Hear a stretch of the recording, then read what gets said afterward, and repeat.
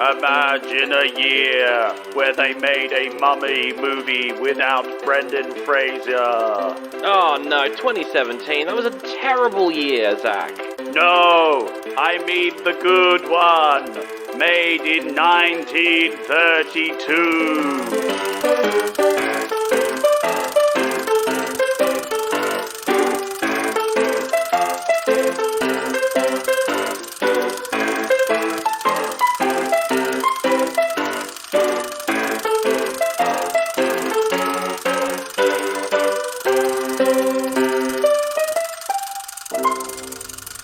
Hello and welcome to Oldie But a Goodie. It's a podcast. We're reviewing old movies. We're in 1932 at the moment. I'm actually here in 1932 and I've got to be a bit quiet because me and this orphan who's been following me around throughout this adventure, there's a whole backstory. Have a listen to last episodes to understand it, but we're currently sneaking around an American museum late at night. We're sneaking. Oh no, orphan, don't touch that. Wow! Oh, the orphan just gave a bit of a scare. We gotta run out of here. We gotta run out of this museum. Oh, we're outside of the museum. My goodness, that was funny. Oh, there's a man playing the guitar on the steps of the museum. What's going on over there? Let's go talk to him. Hello. Who are you? My name is Sandro. I don't think I've said that yet. Oh yeah, you hadn't stated your name previously. Well, I'll state my name. I'm George... Oh, fuck.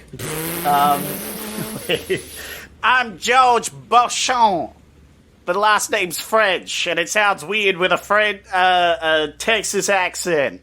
That is a very strange name to say in a Texas accent. Oh my goodness, are you a rock and roller? I absolutely am, and as you can tell by my fancy electrical instrument, I'm an inventor too. Yo, did you invent the electric guitar? I absolutely did. At least the first commercially available electric guitar produced in America in 1932.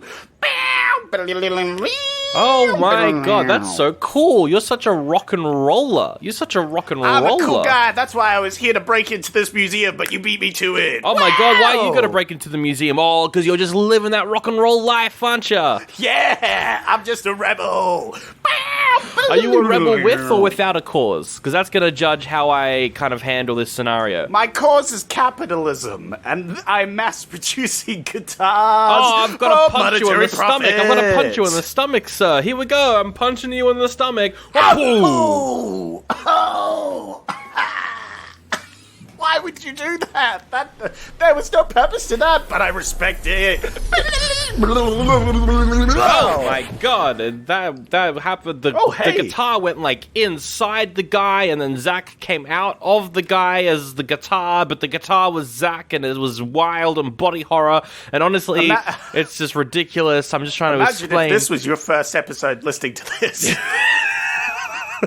Oh my god, Zach, you came into the body of that rock and roller. Yeah, you must feel really cool. I do feel rather electric. Wow! Yeah, I guess we're just going to record the episode out at night in America in 1932 out the front of this museum that I broke into.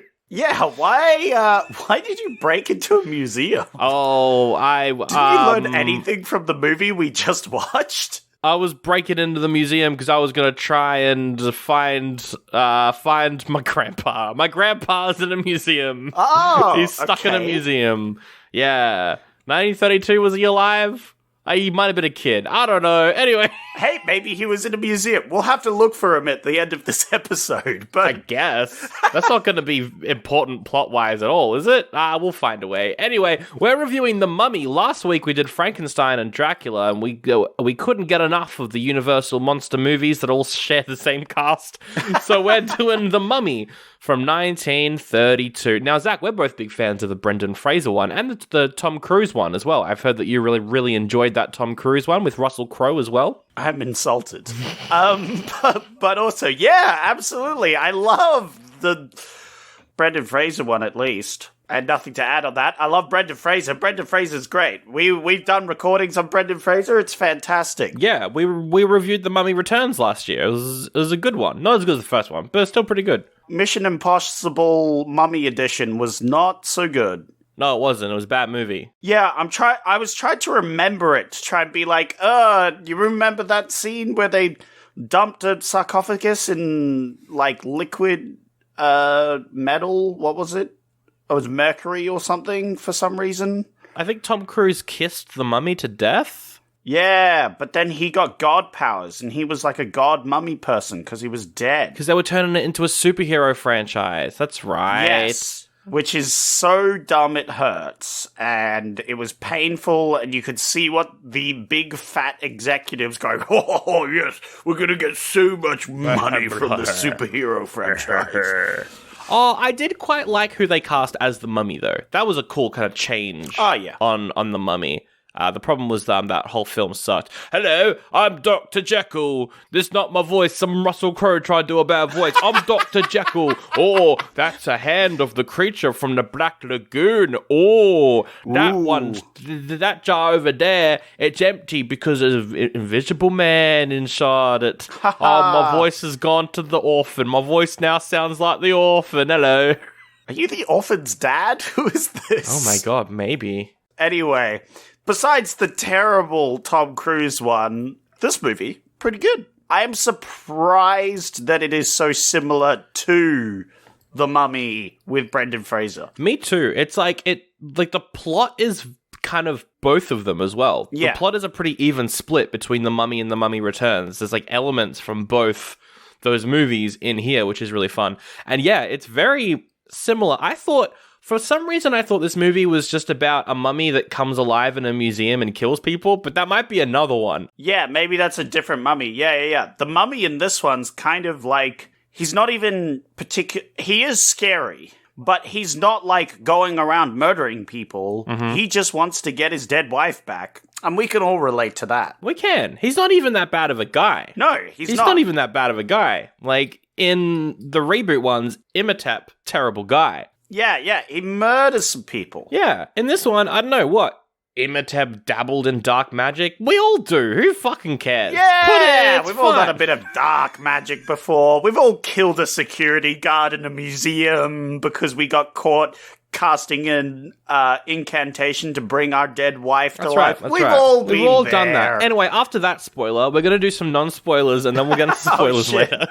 Oh shit, yeah, that was a very specific spoiler. Whoops. Someone dies in the movie. But yeah, I thought it was pretty good. It got a little bit boring for me near the end. I think it was just like kind of repeating the same story beats over and over again to drag it out. But also, all monster movies from this era do that, so whatever, it's fine. Yeah, and also it's unfair because we've actually seen this plot before. Yes. In Brendan Fraser. And that one is better than this, I think. Oh. I prefer, they're very different movies, but yes, in terms of like, what's the best mummy movie, it's the first Brendan Fraser one for sure.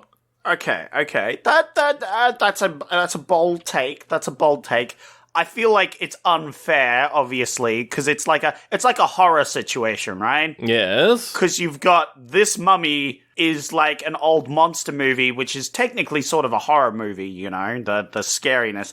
And like how horror has evolved throughout the years to having to be more and more intense to the point where even non-horror movies, like I'd say The Mummy, the Brendan Fraser movie, because it's not a horror, no, but there are horror elements which are more scary than anything horror did back around this age. Like, let's say, CGI scarabs crawling under your skin. Ugh, gross. Gonna give a young Zach nightmares for days. For sure. And I think as well, I mean, yeah, the Brendan Fraser mummy movies, they're not horror films. They are adventure movies. Yeah. They're action movies. And this is strictly a horror movie. It's like people talking, then scary. Then people talking, then something scary. Which is how horror films were back then, which is fine, because I still like them. And yeah, I thought this was pretty fun. I enjoyed it. The makeup. Oh my god, the makeup? Ooh. Yeah. It was, and the sets. Yeah. I really like the sets as well. We got this Egyptian theme going in. We got these tombs. We got these innate carvings of Egyptian hieroglyphics. Well, yeah, because this film came, what, like 10 years after they opened Tutankhamun's tomb? Yeah. And all, like, the Curse of the Pharaoh shit started going down, and everyone was talking about it, and everyone involved in the opening died or whatever. Yeah. So it makes sense that they would make a movie like this around this time. Also makes sense that a lot of the historical stuff in this is not. It's not it. But also, I don't care. It's fun. Whatever. You say around this time, but it's 10 years after. Although, to be fair, I still feel like I'm living in 2015, so I guess I can't say anything. That's true. true. That's fair. That's fair. This does seem around the same time, yeah. Yeah. But yes, there was a lot of mummy hype, especially not necessarily Tutankhamun's tomb, but there was just a lot of mummy hype in general, where people were, like, grounding up old mummies and, like, getting ground up mummy and putting it in shit. Like, to drink and eat and stuff. Yeah, it was just all around mummy fever. You think that we're in a mummy fever right now with fucking Resident Evil 8 and Twitch, but no, back then was the real mummy fever, I'll tell you that much. I'm glad you mentioned Twitch. Of course. It was a good movie. I was surprised, yeah. I thought also that it would be more like a horror of a mummy going around doing a bit of murder, because, like, in the Brendan Fraser movie, it starts off with the mummy being sort of just a monster, but then he evolves into more of a humanoid figure once he's got his lackey and he gets more skin on his face. But this one sort of just leads right into the mummy pretending to be alive. Yes, it's true. And the mummy, of course, Imhotep, played by Boris Karloff, who is an English man, is a white man, unsure if he was wearing brown face because this film's in black and white, but a little bit problematic. But hey, in the Brendan Fraser one, Imhotep also played by a white/South American guy. So, it is what it is. The whole franchise kind of racist, actually. It's fine. It's funny that the Brendan Fraser ones is accurately racist. Yeah. In its casting. They really, they did a good job with the, with all of that. Yeah. Unfortunately, that's kind of the problem with the mummy movies, is when you make movies about ancient Egypt, you can kind of fall into those trappings. But, there's some good stuff in here. I wanted to know if the characters' names were the same, because when they introduced Imhotep, I was like, oh, he's called Imhotep. And then he starts doing stuff under the name Ardith Bey, which is the name of one of the protectors or whatever in the mummy. And I was like, oh, that's like a similar name. Yeah. Is the main character going to be called Rick? And it's like, no, it's Frank. But it's interesting how they kept some names and didn't keep others. Well, yeah, because who gives a shit about the name Rick versus, like, Armenket and other things like that, Like, some of those are more important to the plot than others. And also, another fun fact is that the original movie was set in 1926, whereas this movie is set in 1932. How about that? Some more fun facts. In the credits, the guy who plays the Pharaoh, they misspelled the name Pharaoh in the credits. That's funny. Yeah. They didn't have spell checker back then, so yeah. But I think it's got a pretty good cast. Did you like any of the human characters? I quite liked the old guy, the superstitious old guy, who I think is played by the same guy who played Van Helsing, right? Oh, yeah, the same actor. Yeah, we got him like 3 times in a row. And hey, he's a good actor. He is. Although, to be fair, in this movie, he's like exactly the same as Frankenstein. He's He's exactly the same as Dracula, where he's the superstitious professor who doesn't want them to do, these things. It's pretty much the same character. Although in this one, he's like just constantly refusing to do things because it's cursed. Yes. He is very good in this one. I really enjoyed him. He's very fun. We've also got Helen, who's fine. There's a really good moment with her when our main character, Frank, has to call her to do something, and then we cut to her on the phone with someone being like, yes, I'll be right there. And you're like, cool, she's going to go see Frank. But no, it turns out Imhotep called her first. Oh, that's pretty good, a bait and switch. Yeah. Right there, pretty fun stuff. I thought she was pretty good. She also had like a crisis that she acted out pretty well, where because she is essentially like two people at once. Yes, it's the same as Rachel Weisz's character in the original. That's that whole thing. Yeah. But she has this sort of crisis of like, I don't want to die. But yes, unfortunately, she's still just a damsel in distress. Yes, which is a bit cringe, I'd say. A little bit Mummy. cringe, I think so little as well. cringe. I mean, because the story with her being the princess reincarnated, is that in the original Mummy or is that only in the sequel? It's only in the sequel, right? The Rachel Weisz's the Mummy reincarnated or whatever. No, I think that's in the first one. You think that's in the first one? In the first one, I'm reading it now. In the first one, Imhotep mistakes her for the love and then is going to kill her to resurrect the person. But she's not like, you are the person resurrected, which I think is more what this film leans into. Yeah, no, but it still happens in the first one where, like, there's this whole damsel in distress thing. Oh, 100%. And then the second... Yeah. In the second one, they had this whole thing where they were, like, sisters in... Or is that the third one? No, that's the second one where she has that long flashback. Yeah, the long flashback where they have a fight scene. Yeah. Yeah, which is very silly. That's the second one, which is kind of funny because, in the original, hey, she's a white lady. In the remake, also white lady. Yeah, there we go. The Brendan Fraser films accurately remade. Yeah. Anyway, I thought she was good. I thought Frank was pretty fun too. Frank's dad, Sir Joseph, was very fun as well. He's kind of a denier of the supernatural until he really has no choice but to believe it. Yeah, that's a classic character. I love that character that's like, this supernatural stuff doesn't exist. This is all stupid. And then everything goes supernatural. It's like, oh, I guess I'm completely wrong. But the whole time I was just thinking this movie really needed a Jonathan. It needed the younger brother who's just making jokes the whole time. That's what this movie needed, Zach. That's what I think this movie needed. You're entitled to that opinion. Yeah, just get one of the Marx brothers to come in here and start chasing women around, and that's the whole joke. It's just in the background. No, stop chasing women. No, Sandro, bad opinion, Sandro. But I liked also the mummy in this. He's good. I like his powers. His non-specific powers. I'm not going to spoil them. Mm-hmm. Did you think he worked better or worse in this than he did in Frankenstein? Like, as an actor? I think he's better in this because he gets to act. Yeah.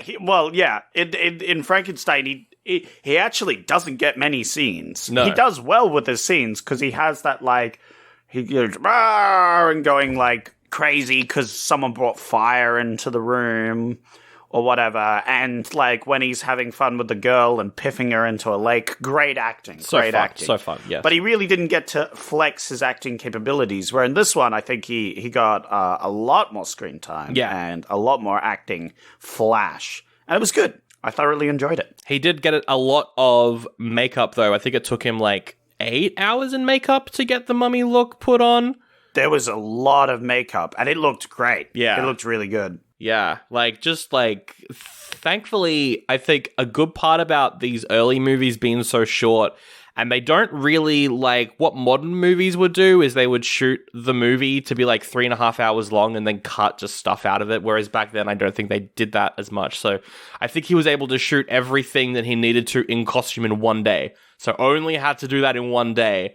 Like, that would have been a relief. Like, nowadays, it would have been like every single day of the week you show up and get this makeup put on for 8 hours and then have to act and then get it taken off for 8 hours and then go sleep for 3 hours and then you're back on set. Yeah. You know? That would be crazy. I'm trying to think if there's anything else I wanted to mention. Oh, the music. There's music in this one, kind of. Oh, yes. Not getting into any spoilers, but there were some effects that I'm sure you were happy with. There were some sound effects where magic stuff happened, like a bzzz, which was very silly for that final little thing that happened there at the end.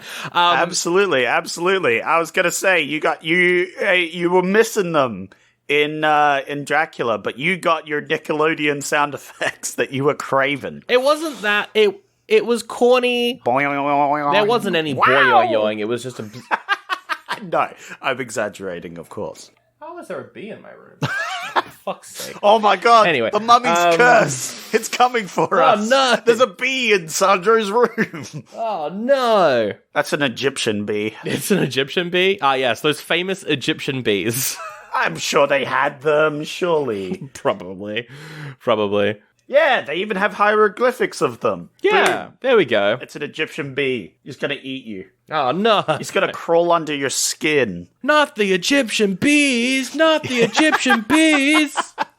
Anyway, I'm trying to think. There was something else. Oh yeah, and there was one moment. I think it's like a pretty tense scene between Imhotep and Helen, where there was like this background buzz the whole time to kind of insert tension, kind of like some brown noise to make you be like, ooh, a bit on edge. That was effective as well. That's what I wanted in Dracula. Yeah, just like yeah, something yeah. background, like white noise, just for some scary scenes. And I'm glad that. Yeah. Yeah. I appreciated in moments where like Dracula was like sneaking up on a person, there was just dead silence. You know, I liked that, but like there was also places where, you know, music could have been good as well, or brown noise, or just some tense music to make you put you on edge. You know, something could have been added. Whereas this actually had it, and it was better for it. I agree. I think so. Although that one scene where I think it's the first scene we see with the mummy, there is no music, and that was effective, though. That was very effective. So, yeah. Yeah. I think that's everything we got to say. Do we rate this now and then move on to spoilers? Oh, this is an oldie. This is the worst mummy movie I've seen this year. Have you seen any other mummy movies this year? Nope. Oh, well.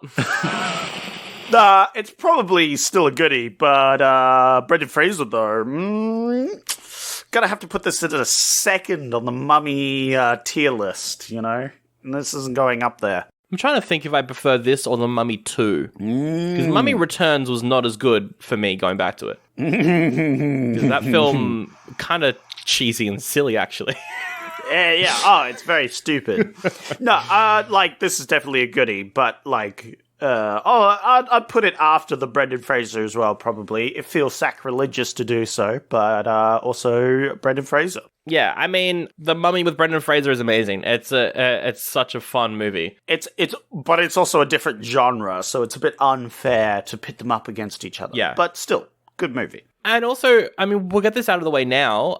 There weren't any direct sequels to this film. Ooh. The Mummy does return in some Universal Monsters stuff, but it wasn't until 1940 that he got another movie. Ooh. And it's called The Mummy's Hand, and it's just kind of a remake. It's just kind of a remake of this, but I think it's not Imhotep, it's a different Egyptian, so technically it's canon in the universe. And then that got a bunch of sequels, and then eventually Abbott and Costello Meet the Mummy was the comedy one. They got to a point where it's this comedy. Hey, well, if Abbott and Costello finally meet them, you know it's a proper franchise, you know. That's right. 10 years ago, it was, does Nick Fury meet them? If Nick Fury meet them, part of franchise. But in the 50s, it was, did Abbott and Costello meet them? Yeah, absolutely. Yeah.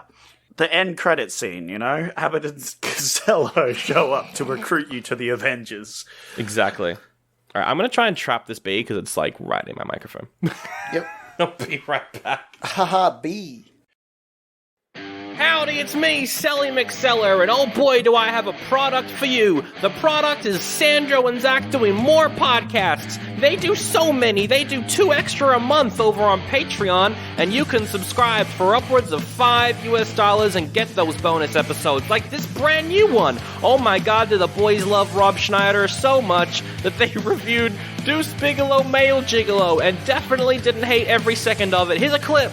And so he gives her a foot massage. By the way, you sure who directed this? I was gonna get to that. This was directed by Mike Mitchell. Mike Mitchell. You sure it wasn't directed by Tarantino? Oh my god, are you talking about all the feet shots in the movie? Yeah, there's a whole fucking shit ton of feet in this film. It has a foot fetish. I've got a review for Raving Reviews that's about that as well.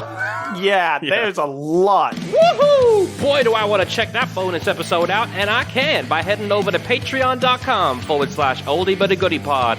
But hey, if you can't afford $5 a month, $1 a month will get you ad-free episodes, meaning you can just skip this part of the show with me in it. That's great, because I'm an American. What does that mean?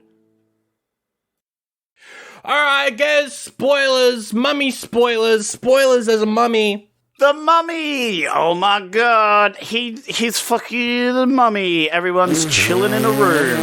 Oh my god, he's fucking the mummy? The mummy's fucking the mummy? God damn.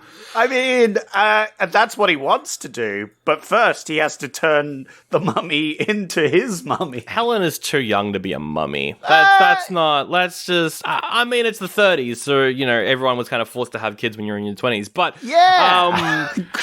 She's not, she doesn't look like a mummy. Well, I don't want to talk disagree, about this. sir. I don't want to talk about this. I disagree. Any mummy can be a mummy if you're wanted enough, you know? Mm-hmm. Can be your mummy, you know? Hey. So the movie starts off in 1921 where they're doing some archaeology. They find Imhotep's sarcophagus. They open it. A dumb kid reads from the Book of the Dead, or in this one it's called the Scroll of Thoth.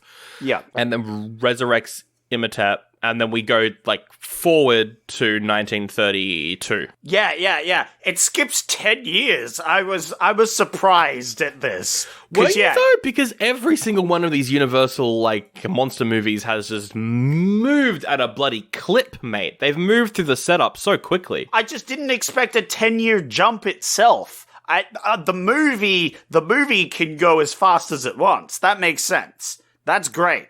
I love it. No, I just didn't expect there to be a 10-year jump where they resurrect the mummy and then there's a 10-year jump. What the fuck? What has the mummy been doing this whole time, you know? In the Brendan Fraser one, they resurrect the mummy and shit goes down immediately. Yeah. There is a mummy to deal with now. There is no let's wait around while the mummy builds up power. Although, to be fair, in the adventure one, he has, fucking powers to murder people. It's true. Where in this one, his powers are a bit less crazy, but still powerful. He's got a magical wishing well. Yeah. Which I really liked. That was, the worst power you could possibly start on. He has literal mind control powers. He's got mind control powers, which are really cool. He can kill people from miles away. He's incredibly strong, too. He's a strong boy. Yes. He's got zooming in close on his eyeballs. They glow. He's got glowing eyes. That was a good shot as well. That was very good. Very scary. That's what you wanted from Dracula, right? Yes. You wanted those the zoom into the face of the glowing eyes. Yeah. I'm glad that they've, it's only been, as of when this came out, a year and 10 months since Dracula came out, but they've already kind of fixed all my issues, on the technical side with that movie, so I'm like, great, all right, I guess that's fine then. You just wanted some cool special effects. That's all I wanted. Someone who dabbles in special effects themselves. I understand. That makes sense. You would want this. But yeah, the opening is they're talking about the Egyptian stuff, and then a dumb boy, dumb young lad, he opens the cursed box, which is hey, whoever opens this is probably going to have a bad day. Oh, his name is Ralph. Fucking Ralph. All Ralphs would do that. God damn it, Ralph. Yeah. Fucking Ralph. Ralph went and wrecked it. He goes insane because he sees the mummy walk away. He gets up, picks up the scroll of life and walks away. And he saw that, so he goes insane. Yeah, he dies in a straitjacket. You know, he gets put into a straitjacket, and then he dies while laughing in that straitjacket, according to the movie. Yeah, 10 years later, the son of the chief archaeologist... Yes. Who had sort of witnessed the insanity and the scroll being stolen and the mummy, leaving. He didn't see the mummy leaving. Yeah, although they just think Sir Joseph is his name. He just thinks that it was stolen, that the mummy was stolen and the scroll was stolen. That's all he thinks is what happened. Yeah, well, that's what he says to himself, right? But he knows the insane person told him that the mummy had moved, and so he doesn't actually do archaeology anymore. He left Cairo. He was like, fuck this shit. This is too whack for me. But his son is still doing it, and they managed to get hold of a strange little parchment with the name of one of the priestesses of ancient Egypt. Yes, they got it from a totally legitimate source. They got it from Ardeth Bey, who totally isn't the mummy. Ardeth Bey, 100%, not the mummy. He looks like a non-sus guy. That's right. Boris Karloff just looks sus. Just him as a person. He looks like, not a monster, but he looks like a guy who's hiding something really dark. Oh, absolutely. And so he is fucking perfect for this role. He's just like, well, I mean, no, he's not perfect for the role because he's white, but he's good job, Sandro. 10 out of 10. Yeah, but also I feel like that's also partly his acting, because he just stands there and sort of stares. Yes, and it's very menacing. And they're like, oh, hey, this priestess thing, when do you get this? And he's like, oh, just down the street, Gov. Just go down there and dig up the old princess. And they're like, oh, yeah? Let's go do that then. Let's go do it. I did like the line, I think it's when they're starting to do the excavation, they're like, the British Museum works for the cause of science, not for loot. And I was like, lol, no. They literally just stole stuff. That's their whole motive, is to just steal things. Let's just say that belongs in a museum, but not your museum, our museum. It was just like, I was like, this movie, ha ha ha, British Museum, very funny. There's the scene where he is he's trying to resurrect the princess in the sarcophagus in the museum, and a guard finds him. That was cool. Yeah, and it's also interesting because while he's doing that, meanwhile, in a ball somewhere, a beautiful maiden gets called by his enchantment because he's trying to resurrect and what's her name? Ankh-Ezen-Amun. Ankh-Ezen-Amun. Yes. And but she is actually like a direct descendant or some bullshit. Yes. Of their bloodline. And the living reincarnation of that woman. That's right. So she is also called by his chanting, you know? Yes. Yeah. And so, yeah, she leaves and tries to get into the museum while he's doing a little bit of murder in the museum. Yes, which does happen off screen, but the lead up to it was very cool. She's trying to get into the museum. Frank sees her. They take her back to the doctor's house or whatever. Dr. Muller, who is, of course, the guy who knows everything about... he's Van Helsing. He's just Van Helsing. Yeah. I'm going to only refer to him as Van Helsing from here on out. I think that's fair. So, yeah, Van Helsing hears her muttering ancient Egyptian words not spoken for 2,000 years. Ooh. And it's like, hey, that's pretty sus. That's not all right. Why is this white lady spouting Egyptian words? So he takes her back to his house. He's like, Frank, keep an eye on her. And then Frank goes and falls in love with her, and she's into it. Yeah, and I'm like, cool, Frank all right. does more than keep an eye on her. He keeps his lips on her as well. He does indeed. bit of a smooch, as it were. A bit of a forced love story in that he forces it. Yeah, but also, I don't know. I'm just like, whatever. Yeah, she is not incredibly into it, which was a little bit uncomfortable, but she falls in love with him, so I guess. Yeah, somehow. Well, that's what the movie says, Sandro, and therefore it's true. That's right. And Frank, of course, the same actor, I forgot to bring it up at the start, he's the same actor who played John Harker in Dracula as well, so another reused cast member. Same guy. Very attractive guy, makes sense. Makes complete sense, I reckon. He's very attractive man. Young fella. Young fella. Look, I would. Sure. Anyway, so... So it's just a lot of, like, Imhotep trying to be like, you are the princess, and she's like, yes, I will do the thing with you. Oh, no, Frank, I love you, but I also love Imhotep. I'm being brainwashed. Well, because she's got the living incarnation of the ancient priestess inside her that the mummy uses to summon forth so he can sort of speak to her. Yeah. And, like, they look into the magical pool, and we see a cutscene of how we got here. which is that he was once the pharaoh's son. Yep, it's the same. I think it's the same as The Mummy Returns as well. It's the same thing, which is really cool, yeah. No. Because in The Mummy Returns, I believe he bangs the pharaoh's wife. Oh, you're right. You're right. Yes, you're right. Whereas in this, she's just a priestess, and his crime isn't banging a wife. No. His crime is trying to resurrect the dead. Yes, yeah, because she dies, and then he tries to bring her back. Which, honestly, I feel like the resurrecting the dead is definitely a bit more taboo, definitely a bit more deserving of, like, a cruel death burial punishment Compared thing. to just being a cuck? Yeah.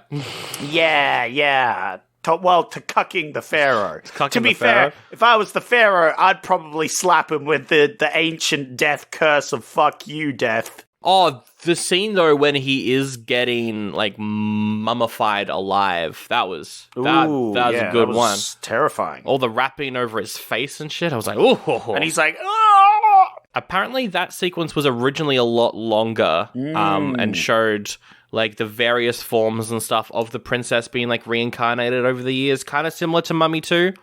Ooh, that would have been cool. But none of that footage exists, unfortunately. So anyway. That's a shame. I would have liked to have actually seen that, like just in different costumes, this lady. Yeah, that would have been fun. So, meanwhile, the mummy, he gets a call from the British boys. They're like, oh, come have a little visit. Come over here. Come have a little visit. And he's like, oh, yeah? Oh, yeah. I guess I'll come visit. That's right. And then he's like, what's this all about, huh? Yeah, what are you talking about, little sus of me? And then they're like, nah, chief, you're a mummy dog. And he's like, oh, you got me. Now I'm gonna have to kill you. Give me my scroll.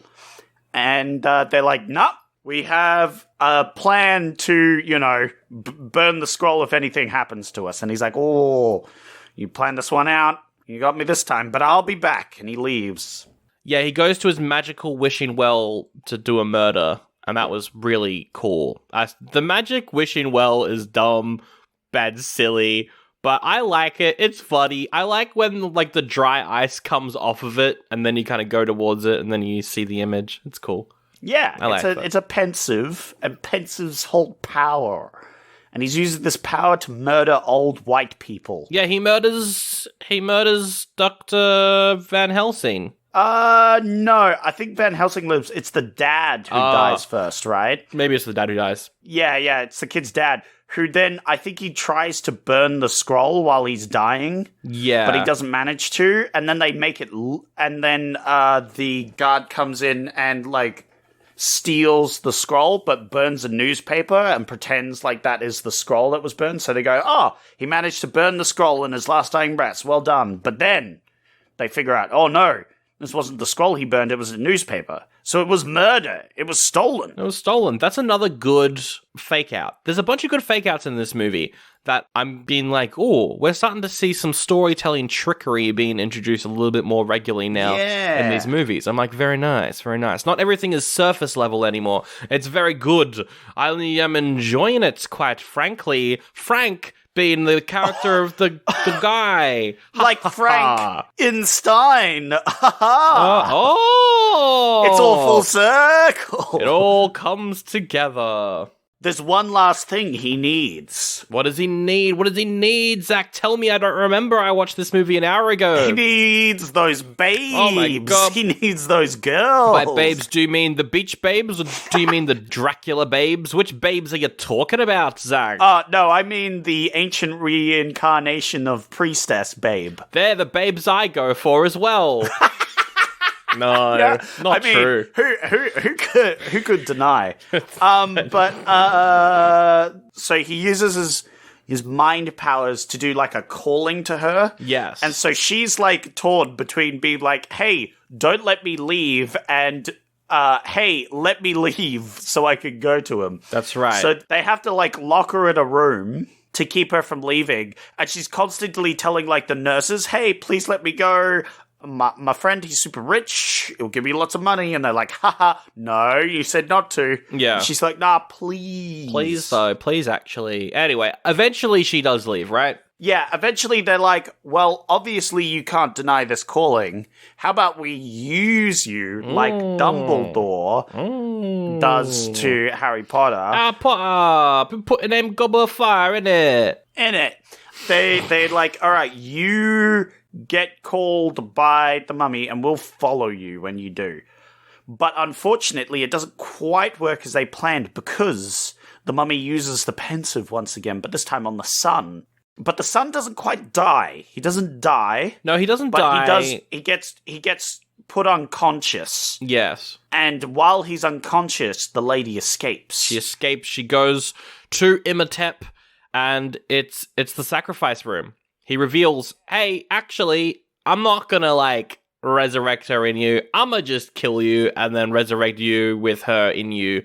And then she's like, oh, that's not what I signed up for. I didn't read the terms and conditions. This is bad, actually. Yeah, but also I'm pretty sure Ankh-Sedamun is inside her. And I think she wants to have this ritual to be reborn, right?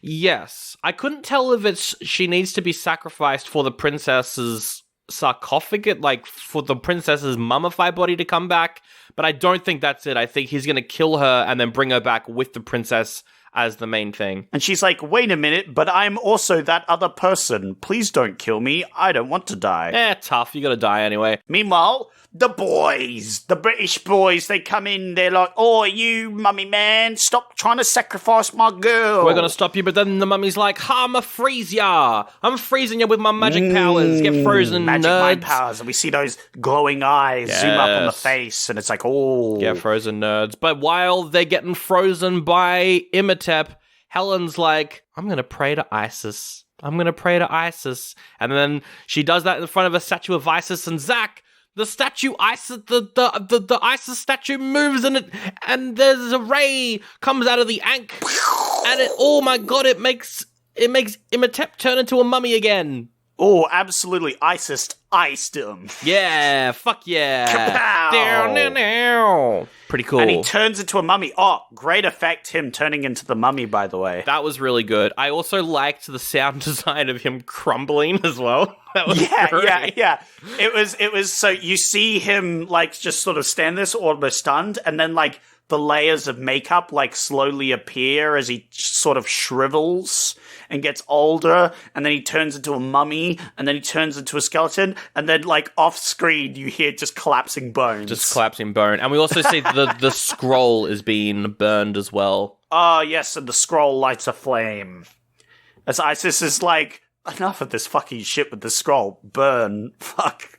I mean, based. Why didn't they do that to the Book of the Dead? Honestly, just burn that shit. Oh, because they worked for the British Museum and they wanted to keep it. Yes, that's why. Money, first off. And second off, I think the pharaohs might have wanted it just in case, True.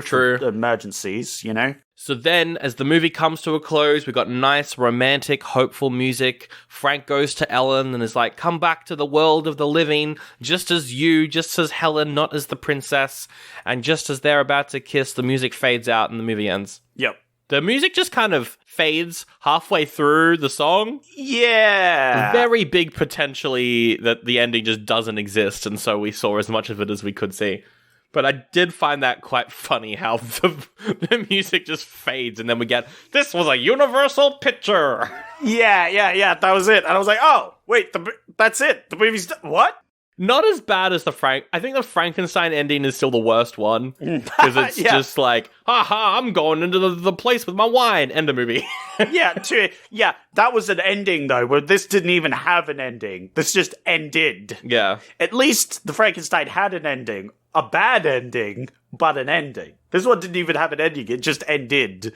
So, yeah. But probably not having an ending was better than having a bad ending. So I agree. But anyway, that's the whole movie. It's good stuff. Again, we just spoiled the whole thing, but it's fun. It's fun. Worth watching with a group of friends, I think. You can kind of make fun of it a little bit. Oh, yeah, that would be cool. Get some of the boys, watch some Monster Squad. Oh, yeah, man. Don't know why you're from... love me some Drac. Talking like you're from New Zealand? Is that what... I mean, you are. I don't know what accent this is, but it's turning into New Zealand now that you mention it. That's right. In it, I'm going to go fuck a couple sheep. I'm British, actually. I don't know. It's so... Oh, you saved it in the end, though. I don't. Anyway. Look, there's a lot of people which cannot resist the allure of sheep. Gross. Australia, British. I don't want to talk about this, actually. I don't want to talk about this. We're going to go to an ad. We're going to an ad. Fuck this. No. Hi, I'm Fearful Jesuit. Well, that's my pseudonym at least. I keep my identity secret because I'm the host of a show called The Paranoid Strain, which takes a skeptical view of conspiracy theories. And some conspiracy theory fans are a tad touchy about that subject. My show is designed to help make sense of the insane ideas that seem to pop up constantly these days. Where do they come from? Why do people believe them? And how does their belief impact the rest of us? I'm inviting you to check out a very special episode we recently launched. It's a concept album about living through the year 2020 in a very conspiracy-addled United States of America, featuring a full voice cast and dozens of original songs by our show's dedicated band, the Paranoid Strain Orchestra. It's called 9116, and it's available now in all of your favorite podcast apps. Just look up The Paranoid Strain and click on the logo with the terrified eyeball.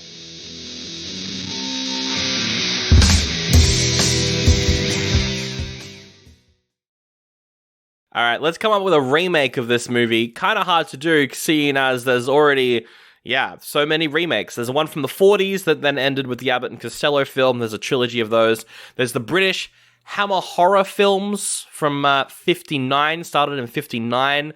Haven't seen those. I think Peter Cushing and Christopher Lee are the leads, which is pretty cool. Christopher Lee is the mummy. Like, Sauron is the mummy. Fuck yeah, I want to watch that. Yeah. But then, of course, the Brendan Fraser one, and then the Tom Cruise remake. There's a bunch of remakes. But obviously, the Tom Cruise one completely bombed. So it makes sense that Hollywood would try and make another movie. So that's what we're making. Zach, what do you want this to be? Horror? Straight horror. Kind of like The Invisible Man. Do we just go straight horror? Ooh, yeah. I could do straight horror. Yeah, straight horror, I guess, but with an overarching plot of we still want our intrepid adventurers. Yep. We want a Frank and we want a Dr. Norton. Do we want a Joseph as well, a dad? I want to switch the genders though. I want to do a sneaky gender switch. We have the main adventurer as the lady, right? Yeah. And then the love interest of the mummy is Rami Malek.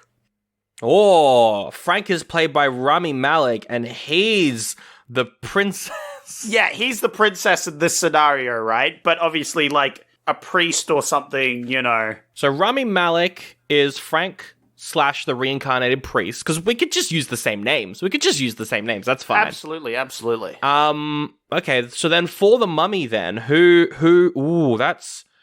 would be a good mummy?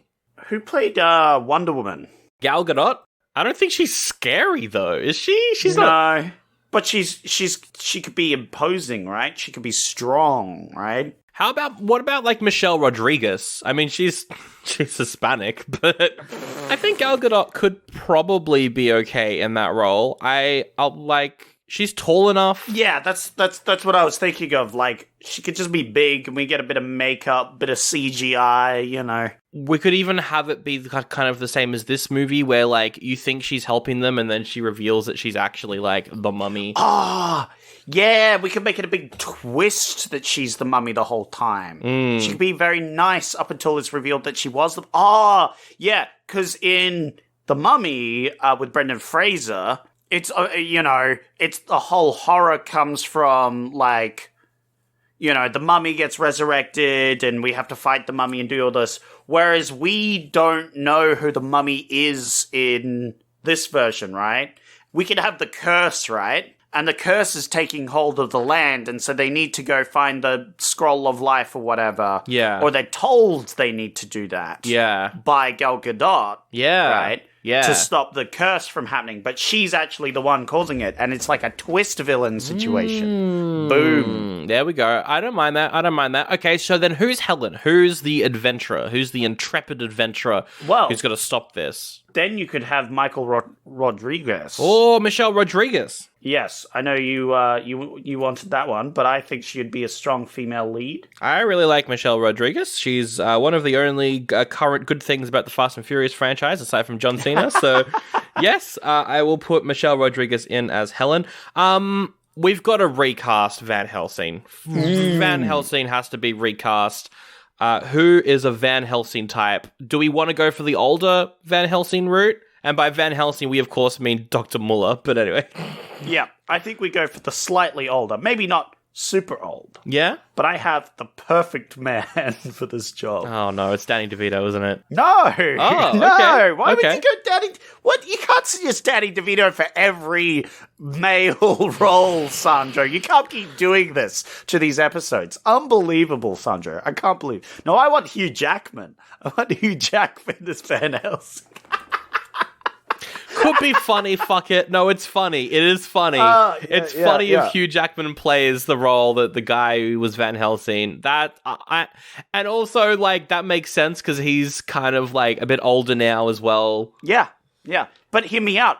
He was also a school teacher. He literally... So him as a professor makes sense. That makes complete sense. He's literally been a school teacher before, so that's very funny. And we could recast the dad, but I want to recast Ralph instead, the dumb kid who dies at the start of the movie. Oh, yeah, we could just have a cameo of whoever we wanted. Like, famous actor, it's like, oh, it's this character, but they die immediately. Because they trigger the curse. Chris Pine. he's in Wonder Woman as well. Have Chris Pine show up. He starts the curse and then dies. He'd do it. He would 100% do it. Chris Pine. Oh, that would be so... Yeah, I mean, he's already done similar things. Yeah. But like that, that's so funny. Yeah, absolutely. He should definitely be there. And it's like, he seems like the intrepid adventurer, but then he cracks open this curse and like... millions of beetles pour out and he just gets eaten by them like a storm of them and his face gets melted off and it's like, oh. Yeah. Well. I don't know who would be good as a director. I mean, I'm trying to think, like, if Chris Pine and Gal Gadot are in it, we could go Patty Jenkins, but she is better at action. I don't think she's really done horror before. Yeah. My idea was that it's sort of an adventure, right? Where you've got Gal Gadot and... what's her name? Michelle Rodriguez, yeah. Going through these ancient temples and whatever, you know. You have to try and find something, and then it's like, oh, Gal Gadot's actually the bad guy as well. Yeah. Yeah. But yeah, like Gal Gadot's the expert on like Egyptian affairs, and that's why she's on this trip. But during the trip, they have like a couple of red-shirted individuals. Yes, as it were. Who directed Kong Skull Island? Oh, yeah! Exactly like Kong Skull Island. That's what I want to do. Yeah! Like a horror/Skull Island situation. Yeah, that's exactly what I'm thinking of. It's like this adventuring group that gets picked off one by one. We don't want him. Oh, we don't want him. No, bad guy, actually. Like, what I want is, like, you're feeling tense because they're this group of adventurers, right? Yeah. That need to stop this curse, which is permeating Cairo and potentially the rest of the world. It's spreading where, like, horrible things are happening to people. You could throw some, like, 7 plagues of Egypt sort of thing, get some frogs in there, you know. Shit's happening, and they have to go through these temples, fighting against horrible monsters and spirits and other things. Actually, how about we go for Nia DaCosta, who directed Candyman from last year? She's doing the Marvels. She's doing the Marvel film, the Marvels, but Candyman looked really good.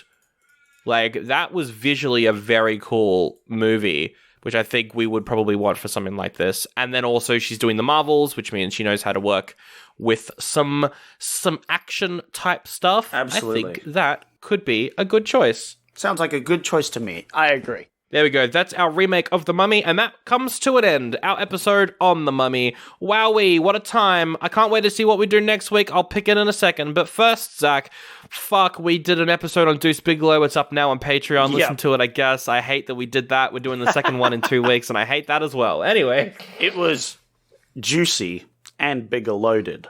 Gross. Disgusting. But we're also on Instagram at oldiebuddygoodypod there, and on Facebook for updates on new episodes. Plus, if you want to see like the recast, I make cool little image things about who we recast. You can have a look at that if you want. We'll be on TikTok eventually, probably. Who knows? Probably not. I don't know. It's just so much effort. We're busy. Hey, there's other things. Patreon.com, as we mentioned, for ad-free bonus episodes and all the stuff and things. And Comedy Festival right now. Go out and see stuff, I guess. I think that's everything. I don't know. Zach, are you streaming yet? When are you streaming? Start streaming. I don't know. You stream. I'm busy. Yeah, that's right. No, you got a good point. I should probably stream. Yeah, true. All right. We'll do 1933 next year. Next year. Next week. Oh my god. All right. Got him again, Flash. Time for me to pick a movie from 1933. I'm having a look here now. Oh, The Vampire Bat. Oh, The Vampire Bat. I'm sure that wasn't capitalizing on anything. Villagers start dying of blood loss and priests are like, vampires doing it, maybe. Ooh. Duck Soup. Oh, that's the popular Marx Brothers one. That one's really good. That one's really good. That one's the one that everybody talks about, so that would be a good one to do. But what about Murders in the Zoo? A zoologist is jealous of his beautiful, unfaithful wife and is going to do some murders to keep her. Murders in a zoo. 42nd Street. The leading lady of a Broadway musical breaks her ankle. She is replaced by a young, unknown actress who becomes the star of the show. I think I've seen a remake of that. Oh my god, A Study in Scarlet? Sherlock Holmes, Study in Scarlet. Oliver Twist, The Invisible Man too? Oh yeah, my goodness. I was about to say, we're on this horror man vibe. Maybe we could do The Invisible Man, you know? Oh, wait a second. What? Horror man vibe, monster movie vibe. I mean, The Invisible Man, not really a monster movie, but The Mummy was. As discussed, yes. And you know what is a big monster? Whoa. A big boy monster. Trump. Sure, but also King Kong. King Kong! Yeah! King Kong. Oh, yeah, we should absolutely do King Kong. Is this the original King Kong, the first movie? It is the first film in the King Kong franchise, 1933. And, oh, what the fuck is this? What is Son of Kong? The what? Did they make a sequel the same year? There's that they made a sequel the same year. They made a sequel the same year. Oh. Hey, Sanjo. What? Sanjo. Yeah. Would it be funny if we did Kong and the sequel, Son of Kong, as a double feature? You want to do a King Kong double feature? Well, because I want to see the first movie, right? I want to see the original Kong, obviously, but I'm also very curious as to see the Son of Kong Oh my movie. god, this looks fucking horrible. This looks terrible. Jesus Christ. You know what happened? You know exactly what happened. The first movie was really successful, so they pumped out a sequel immediately to bank off the success. It's terrible. That's exactly what happened. Fuck it. All right. Next week we're doing King Kong, and then and then also Son of Kong. Is it a bonus battle, or are we just doing two films? I think this is a double feature. It would be unfair to do a bonus battle between a film that's going to be good and something that definitely Yeah, something that's going to be terrible. No, I think this is a double feature. All right, we'll do a double feature then next week on the podcast, King Kong. But speaking of King Kong, you've got a king gone out of that body. Oh, all right. I'll leave you alone with this fully metal guitarist. Oh, hell yeah. Thank you. Can't wait for metal. Oh, gross. Oh, my God. Where did that guitar come out of? That felt radical. I think that went into my lungs. Went into the lungs? Dude, you're such a cool party rocker. Yes, what a cool man over there. Oh, my God. There's old people walking. But oh, my goodness. Can you hear that in the distance, party rocker man? What? Oh, the cops, they've realized that we broke into the museum and they're gonna come and arrest you because I'm out of here. I'm framing you. Wow, that's totally uncool of you, man. What the fuck? Hey, that old man looks just like you, by the way. Oh, it's my great-great-great-grandfather. Or it's just a random guy. He doesn't really look like you that much. No, I don't know why you said, or maybe I'm him reincarnated. Maybe that's what's going on here. I think you're full of shit. I'm very confused. Anyway, I'm framing you. The cops are coming, I'm gonna frame you, because that's the most rocker thing that a rocker man can do, is get taken in by the cops. I'm going to book it. Bye. Oh no, he's running. Well, me too. Let's quickly open up the portal. Hey, orphan, get in that portal right now. Get in there. Get in that portal. What's going on? Does anybody have any money for bread? This is a really high-stakes outro for some reason. Anyway, I'm out of here. Goodbye. I'll see you next week. Woo! See you later, young man. Oi, all right, what's going on in here? Hey, there's been a break-in at the museum. You, old man, you're the only person left here, so I'm forced to arrest you. You're coming with me. Oh, no, this is a turn of events that I did not expect.